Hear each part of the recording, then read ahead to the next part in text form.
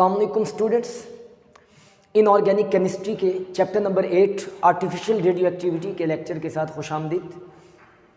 Students, आज हम discuss करने जा रहे हैं uses of radio active isotopes and uses of radio activity. कुछ मेंशन मैंने किए थे यूजेस डिटेल में, और नेक्स्ट टॉपिक भी हमारे पास डिस्कस करने के लिए यही था, लेकिन ये डिटेल में तो नहीं बताऊंगा मैं। इसमें कुछ न्यू हैं यूजेस थे, तो इसलिए मैंने ये लेक्चर बनाना मुनासिब समझा। तो आज का हमारा टॉपिक है important application of radio activity. Radio activity की कुछ इम्पॉर्टेंट एप्लीकेशंस हैं, जिसमें नंबर 1 जो हमने पहले डिस्कस नहीं की है, एटॉमिक स्ट्रक्चर रिवील्ड। यहाँ पे स्टूडेंट्स क्या है कि एटम की स्ट्रक्चर का हमें पता चला, एटम की स्ट्रक्चर को डिटरमाइन किया गया। स्टूडेंट्स, हमें पता है रदरफोर्ड का जो मॉडल था, रदरफोर्ड के एटॉमिक मॉडल में जिसमें न्यूक्लियस की डिस्कवरी हुई, फिर बाद में इलेक्ट्रॉन, प्रोटॉन, न्यूट्रॉन, मेसन्स, म्यूऑन्स, मतलब इससे एटम की स्ट्रक्चर की जो थी वो वजाहत हुई कि एटम क्या है। एटम में न्यूक्लियस भी है, what is an atom, the definition of an atom and the subatomic particles of an atom were discovered. Then there is a discovery of a nucleus in Rutherford atomic model. So by this way the atomic structure were revealed. तो students ज़रा observe कीजिएगा।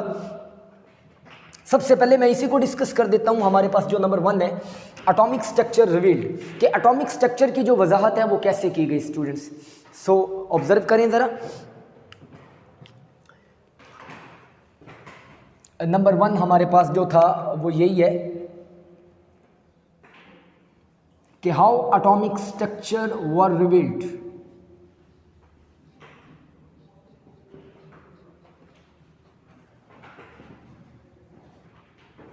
इसकी जरा detail में यहां बता देता हूं आप लोगों को। स्टूडेंट्स रदरफोर्ड एटॉमिक मॉडल,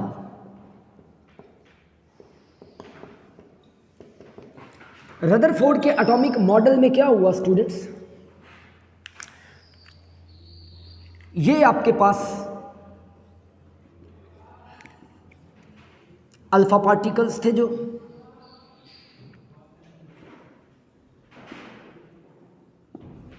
ये हैं आपके पास अल्फा पार्टिकल्स, और ये आपके पास न्यूक्लियस,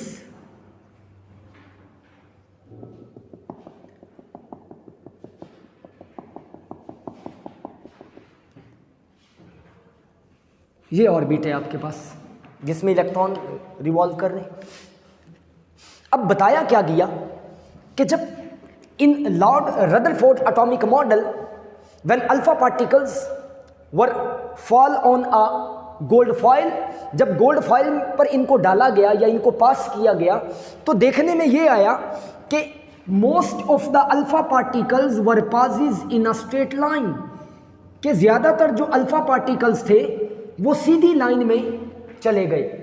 उससे ये जाहिर हुआ था कि the most of the volume occupied by an atom is empty, कि एटम का जो ज्यादातर हिस्सा था वो खाली था। ये रदरफोर्ड के मॉडल के मुताबिक है। और कुछ ये भी कहा गया कि सम डिफ्लेक्टेड, कुछ जो थे वो डिफ्लेक्ट हो गए, ये भी ठीक हो गया। और जो इंपॉर्टेंट बात की गई कि वेरी फ्यू कम बैक, ये वो थे जो कम बैक हुए। 3 बातें की गई। यहां से अल्फा पार्टिकल्स आ रहे थे, ये न्यूक्लियस है आपके पास। जब अल्फा पार्टिकल्स न्यूक्लियस से टकराए, जब अल्फा पार्टिकल्स गोल्ड फॉइल में से पास किया, तो क्या बताया गया कि कुछ गुजर गए, कुछ मुड़ गए और कुछ वापस आ गए। तो यहां से जो बात की गई वो ये थी कि the central part of an atom is a nucleus, it has a positive charge and it is the heaviest part of an atom. और फिर यह भी कहा गया कि ये जो एटम का न्यूक्लियस है, इस न्यूक्लियस में क्या क्या चीज मौजूद है स्टूडेंट्स। इस न्यूक्लियस के अंदर मौजूद थे प्रोटॉन प्लस न्यूट्रॉन। न्यूक्लियस के अंदर प्रोटॉन मौजूद थे और क्या थे, न्यूट्रॉन मौजूद थे स्टूडेंट्स, जिनको किसका नाम दिया गया, न्यूक्लियॉन्स का नाम दिया गया। ये स्टूडेंट्स आपके पास क्या थे, न्यूक्लियॉन्स थे।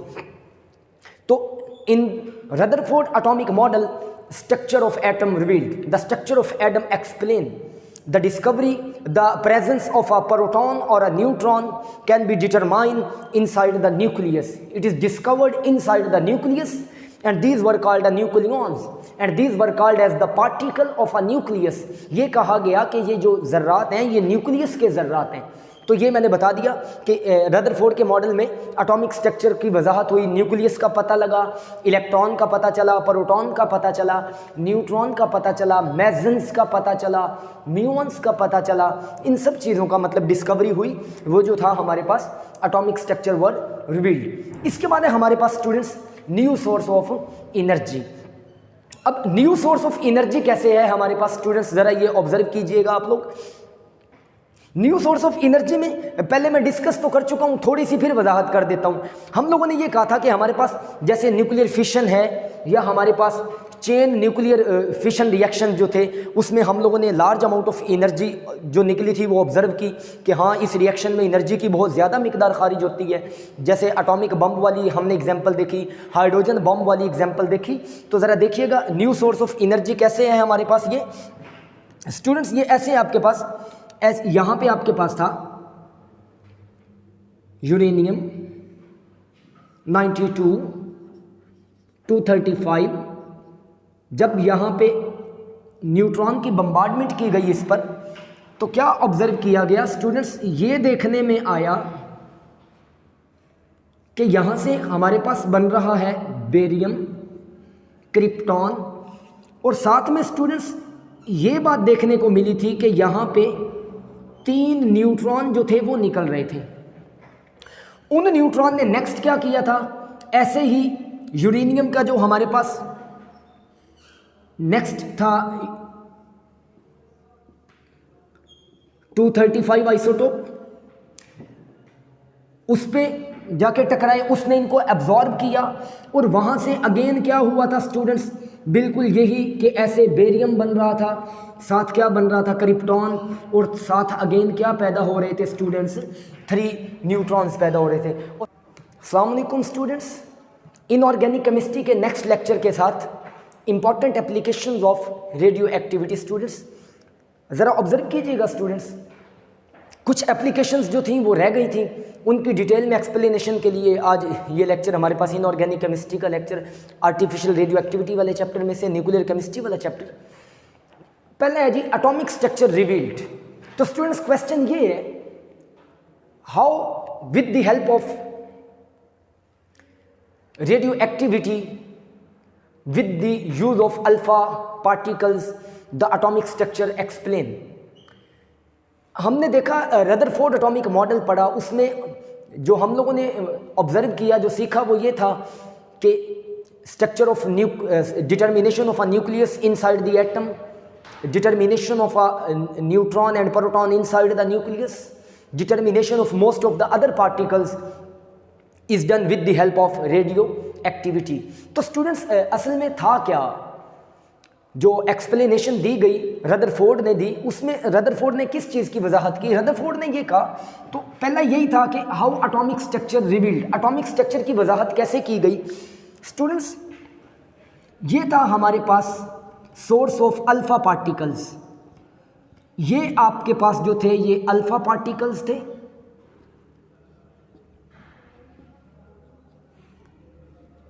ये अल्फा पार्टिकल्स हैं, ये आपके पास था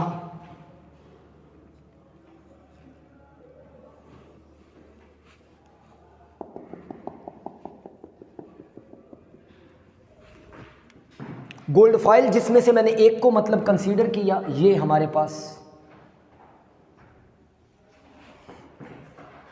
जब अल्फा पार्टिकल्स को इस गोल्ड फॉइल पर डाला गया तो स्टूडेंट्स क्या ऑब्जर्व किया गया, ये ऑब्जर्व किया गया कि most of the alpha particles were passes through a gold foil in a straight line, कि ज्यादातर जो अल्फा पार्टिकल्स थे वो गोल्ड फॉइल में से सीधी लाइन में स्टूडेंट्स पास कर गए। और फिर ये कहा गया some deflected at a different angles, और कुछ जो थे वो मुख्तलिफ एंगल्स पर मुड़ गए, और जो लास्ट वाली बात की गई विच इज़ वेरी इंपॉर्टेंट कि वेरी फ्यू कम बैक, कुछ जो थे वो वापस मुड़ गए। ये आपके पास स्ट्रक्चर है एटम की, मैंने ड्रा की कि ज़्यादातर अल्फा पार्टिकल्स जो हैं वो सीधी लाइन में स्टूडेंट्स पास कर गए, some deflected, very few come back. ये जो अल्फा पार्टिकल्स कम बैक आ रहे हैं ये क्या साबित करता है? ये साबित करता है inside the nucleus, inside the atom there is a nucleus having a positive charge and it is the heaviest part of an atom.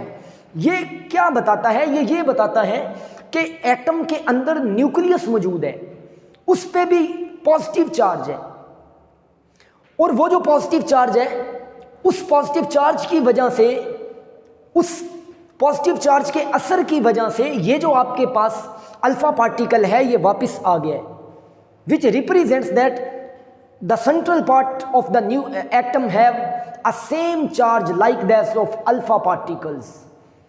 ये उसकी शिद्दत की वजह से स्टूडेंट्स वापस आ गया। तो इससे एटॉमिक स्ट्रक्चर का पता चला कि inside the atom there is a nucleus, and nucleus में क्या क्या मौजूद है ये भी बताया गया कि इनसाइड द न्यूक्लियस प्रोटॉन मौजूद है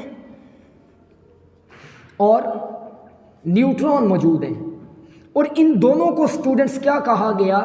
nucleons. Nucleon means the particle of a nucleus. इन्हें न्यूक्लियस के बुनियादी ज़र्रात कहा गया, और ये भी कहा गया कि electron present around the nucleus, जो इलेक्ट्रॉन है वो न्यूक्लियस के गिर्द हैं। So atomic structure revealed discovery of electron, proton, neutron, mesons, muons, graviton, ये भी स्टूडेंट्स इसी की बुनियाद पर की गई। तो ये था हमारे पास atomic structure revealed the scattering of alpha particles from the nucleus, the scattering of alpha particles when these were passes through a gold foil. तो observation were made which is some alpha particle were passes in a straight line, some deflected, very few come back, and what are the reason behind this वो भी मैंने आप लोगों को detail में बता दिया। अब स्टूडेंट्स दूसरा क्या है आपके पास? New source of energy. ये स्टूडेंट्स कैसे है? न्यू सोर्स ऑफ एनर्जी जो है हमारे पास वो रेडियो एक्टिव एलिमेंट कैसे हैं? स्टूडेंट्स प्रीवियस लेक्चर में हम लोगों ने डिस्कस किया हुआ है न्यूक्लियर फिशन और न्यूक्लियर फ्यूजन। ज़रा ऑब्जर्व कीजिएगा। तो जो हमारे पास न्यूक्लियर फिशन था स्टूडेंट्स, न्यूक्लियर फिशन में हम लोगों ने ये बात की थी, ये सेकंड वाले को मैं डिस्कस कर रहा हूँ, कि जब आप यूरेनियम एटॉमिक नंबर 92 235 न्यूट्रॉन की बम्बार्डमेंट करते हैं, तो तब स्टूडेंट्स कुछ यूं हुआ था कि आपके पास इससे बना था बेरियम,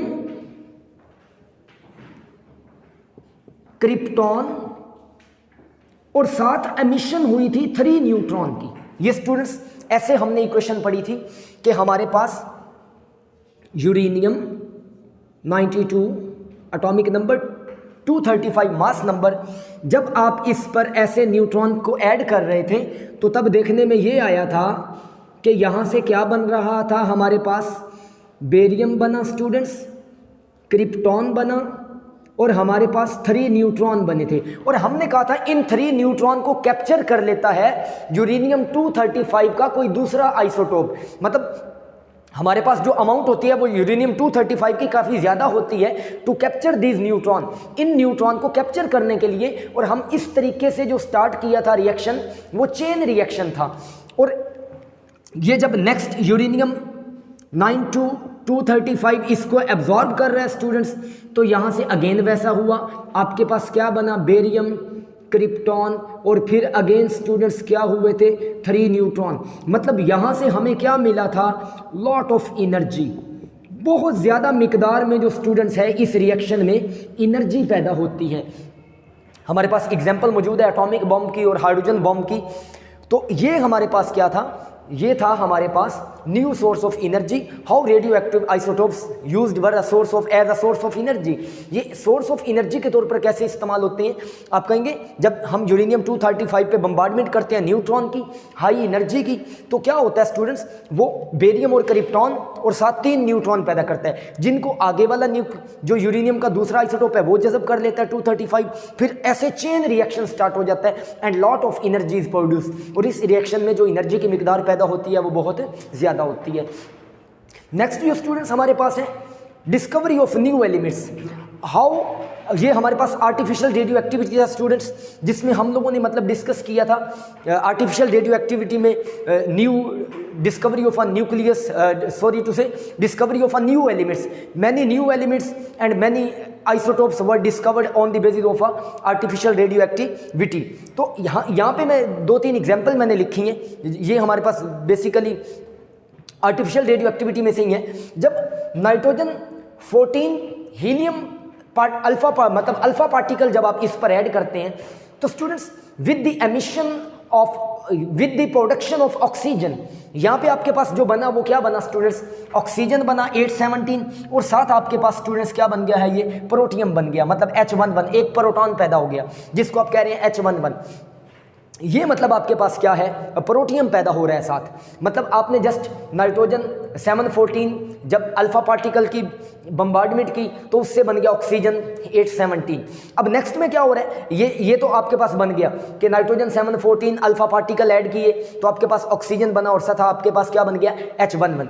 उससे अगले में देखें बोरान 510, जब अल्फा पार्टिकल को डालते हैं तो नाइट्रोजन 713 बनता है। ये स्टूडेंट्स आपके पास क्या है, नाइट्रोजन 713, और नाइट्रोजन 713 जो था ये फर्स्ट आपके पास आर्टिफिशियल एलिमेंट था जो पैदा किया गया जॉयलेट क्यूरी एंड उसकी जो डॉटर थी मैरी क्यूरी, उन मतलब मदर थी और उसकी बेटी थी। ये आर्टिफिशियल रेडियो एक्टिविटी जो फर्स्ट एलिमेंट पैदा हुआ था वो आपके पास यही हुआ था, नाइट्रोजन 713। अब नाइट्रोजन 713 क्या करता है, with the emission of positron, ये पॉजिट्रॉन को इमिट करता है और ये बना देता है कार्बन 613। स्टूडेंट्स ये क्या कर रहा है, पॉजिट्रॉन इमिट कर रहा है, और पॉजिट्रॉन एमिशन के बाद, पॉजिट्रॉन की एमिशन के बाद ये किस में कन्वर्ट हो रहा है, कार्बन 613 में कन्वर्ट हो रहा है। तो ये था थर्ड हमारे पास डिस्कवरी ऑफ न्यू एलिमेंट्स और न्यू आइसोटोप्स। और अब देखिएगा स्टीरिलाइजेशन, बेसिकली स्टूडेंट्स स्टीरिलाइजेशन है क्या, जो खुराक महफूज हमें मिलती है बाजार से खाने को, जो मटेरियल मिलता है उस खुराक को स्टीरिलाइज किया जाता है, उसमें जो जर्म्स होते हैं, जो बैक्टीरिया वगैरह होता है, जो मॉइस्चर होता है, उसको ख़त्म किया जाता है और उसको हम रख सकते हैं for a long time, sell करने के लिए रख सकते हैं, उसको स्टोर किया जाता है, वो भी बिकॉज ऑफ रेडियो एक्टिविटी। मतलब sterilization is done by using a radioactive isotopes. Energy ज़्यादा प्रोवाइड की जाती है, खुराक में मौजूद जो जर्म्स वगैरह होते हैं, जो वायरस वगैरह होता है, या उसमें जो नॉन असेंशियल चीज़ें होती हैं, मॉइस्चर होता है, उसको रिमूव कर दिया जाता है। और बाय दिस वे जो हमारे पास खुराक है उसको हम ज़्यादा अरसे के लिए यूज़ भी कर सकते हैं और रख भी सकते हैं स्टूडेंट्स। और इसके बाद है हमारे पास रेडियोथेरेपी। स्टूडेंट्स ये बड़ा डिटेल में मैंने पहले भी डिस्कस किया हुआ है, लेकिन हल्का सा मैं फिर बता देता हूँ आप लोगों को।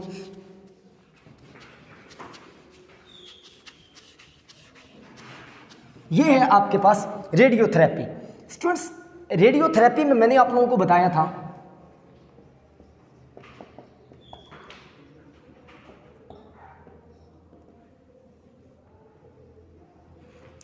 कि कोबाल्ट 60 को यूज किया जाता है और स्टोंशियम को और फास्फोरस को, इनको हम यूज करते हैं स्टूडेंट्स। लेकिन हमने कहा था ये जो कोबाल्ट 60 है ये गैमा रेज एमिट करता है और इससे हम ट्रीट करते हैं, treatment of a cancer inside the body. ये जो कोबाल्ट 60 है बेसिकली गैमा रेज एमिटर है और हमें पता है गैमा रेज की इंटेंसिटी बहुत ज़्यादा होती है, तो that's why it is used to treat a cancer inside the body. Clottage of blood हो गया, वेन्स में ब्लॉकेज हो गई, उनको ख़त्म करने के लिए भी स्टूडेंट्स इसको यूज़ किया जाता है। अब रही बात इसकी स्ट्रोंशियम 90 की और फास्फोरस 32 की, स्टूडेंट्स ये आपके पास है बीटा रेज एमिटर। ये बीटा रेज खारिज करते हैं, और ये जो है हम स्किन कैंसर के इलाज में ये जो मेथड है ये यूज़ किया जाता है टू ट्रीट अ कैंसर, जो स्किन कैंसर है। और उसके बाद हमने एक और डिस्कस किया हुआ है आयोडीन 131 वाला, वो हमने कहा था ये जो आइसोटोप्स है students, iodine 131 is used to treat a goitre. ये जो है स्टूडेंट्स ग्योटर को ट्रीट करने के लिए आयोडीन 131 का जो है स्टूडेंट्स वो इस्तेमाल किया जाता है। तो ये हमारे पास था radiotherapy, cobalt 60 gamma rays emitter है, और इनसाइड कैंसर जो है इनसाइड द बॉडी उसको ख़त्म करने के लिए स्ट्रोंशियम को बीटा रेज एमिटर है, ये स्किन कैंसर में इलाज के लिए इस्तेमाल होते हैं। और आयोडीन 131 जो है वो ग्योटर उसको ख़त्म करने के लिए स्टूडेंट्स इसको इस्तेमाल किया जाता है। अच्छा, उसके बाद स्टूडेंट्स ज़रा ऑब्जर्व कीजिएगा कि नेक्स्ट हमारे पास जो टॉपिक है वो है determination of Avogadro's number. Students देखें, यूजिंग गैमा रेज, जब गैमा रेज को इस्तेमाल किया जाता है तो गैमा रेज रेडियोएक्टिव आइसोटोप से जब गैमा रेज को यूज़ किया जाता है किसी एलिमेंट्स में नंबर ऑफ पार्टिकल को डिटरमाइन करने के लिए या एवोगाड्रोस नंबर की वैल्यू को डिटरमाइन करने के लिए, तो students how to determine Avogadro's number, तो इसका क्या किरदार है, ये कैसे यूज़ होता है एवोगाड्रोस नंबर को डिटरमाइन करने के लिए। स्टूडेंट्स यहाँ पे पहली बात तो इस्तेमाल हो रही है आपके पास गैमा रेज, और जब गैमा रेज को यूज़ किया जाता है तो गैमा रेज से डिटरमाइन किया जाता है what is the value of Avogadro's number, कि एवोगाड्रोस नंबर की वैल्यू क्या है। वो रेडियो एक्टिव आइसोटोप से गैमा रेज इमिट होती हैं, और जब उनको यूज़ किया जाता है तो यहाँ से ये डिटरमाइन किया जाता है कि जो वैल्यू होती है एवोगाड्रोस नंबर की वो क्या होती है 6.02 10⁻23। एक तो Avogadro's number with value can be determined by using gamma rays, इस मेथड में गैमा रेज को यूज़ किया गया, और जो बताया गया एवोगाड्रोस नंबर की एग्जैक्ट वैल्यू वो कितनी बताई गई 6.02 10⁻23। और उसके बाद स्टूडेंट्स हमारे पास रेडियो एक्टिव डेटिंग। अब basically students radio active dating को तो मैं पहले भी डिस्कस कर चुका हूँ। मैंने कहा था कि the age of a dead piece of a wood, the age of a plant, और उसके बाद the age of a fossil, the age of a stone can be determine. जब ज़मीन के नीचे से कोई मटेरियल निकलता है जो बहुत ओल्ड होता है तो उसकी एज को डिटरमाइन करते हैं हम कार्बन डेटिंग से। मतलब मैंने लिखा भी है, ये बेसिकली है क्या, एज डिटर्मिनेशन, एज का पता लगाया जाता है, जिसमें हमने स्टूडेंट्स बात की थी फ्रेश पीस ऑफ वुड की, और हमने कहा था कि लकड़ी का फ्रेश पीस हो और ओल्ड पीस हो कटा हुआ, तो उनमें जो है वो कंपैरिजन किया जाता है स्टूडेंट्स कार्बन कंटेंट का 12 का, कार्बन 12-13 का, 6-12 का, और साथ कार्बन 14 का यूज़ किया जाता है कि with the passage of time जो कार्बन 14 है वो ख़त्म होती रहती है स्टूडेंट्स, वो डिके होती रहती है। तो इस लिहाज से हम पता लगा लेते हैं कि एज क्या है किसी भी ऑब्जेक्ट की, किसी भी शय की जो है वो एज क्या है। या फिर हम ये कहते हैं कि उसमें जो कार्बन 14 है वो कितनी ओल्ड है, how much old is carbon 14 is present, कि इसको हमने कार्बन डेटिंग कहा था स्टूडेंट्स। ये जो मेथड है ये क्या कहलाता है, कार्बन डेटिंग। और स्टूडेंट्स इसमें क्या किया जाता है कार्बन डेटिंग में, how much old carbon 14 present is determine, कि जो कार्बन 14 है वो कितनी ओल्ड है ये डिटरमाइन किया जाता है। और इस मेथड से जितना ओल्ड ये होता है उतना ओल्ड ही उस शय, वो जो शय है स्टूडेंट्स वो होती है। So by using a carbon 14 we can determine the age of a substance, age of a piece of a wood और any material which is obtain from inside the earth. वो जो ज़मीन के नीचे से शय मिलती है हम उसकी एज का पता लगा लेते हैं। तो स्टूडेंट्स ये थे कुछ जो रह गए थे जो हमने नहीं पढ़े थे, जिसमें एटॉमिक स्ट्रक्चर रिवील्ड नंबर 1 हो गया, न्यू सोर्स ऑफ एनर्जी जिसमें न्यूक्लियर फिशन को डिस्कस किया, इसमें रदरफोर्ड का एटॉमिक मॉडल का मैंने थोड़ा सा जिक्र किया, ये न्यू एलिमेंट्स ये तो डिस्कवर कर दिया कि नाइट्रोजन हीलियम अल्फा पार्टिकल डालें ऑक्सीजन बनता है, बोरान पे डाल दें तो आपके पास नाइट्रोजन 713 है। और ये पहला आर्टिफिशियल रेडियो आइसोटोप था जो बनाया गया रेडियो आइसोटोप। फिर उसके बाद nitrogen 713 with the emission of positron carbon 613 में कन्वर्ट हो जाता है। ये सारा आर्टिफिशियल रेडियो एक्टिविटी था। फिर स्टेरिलाइजेशन की डिस्कशन हुई, रेडियोथेरेपी पहले भी बड़ी डिटेल में बताया हुआ है, स्किन कैंसर में, कैंसर इनसाइड द बॉडी, ग्योटर के इलाज में।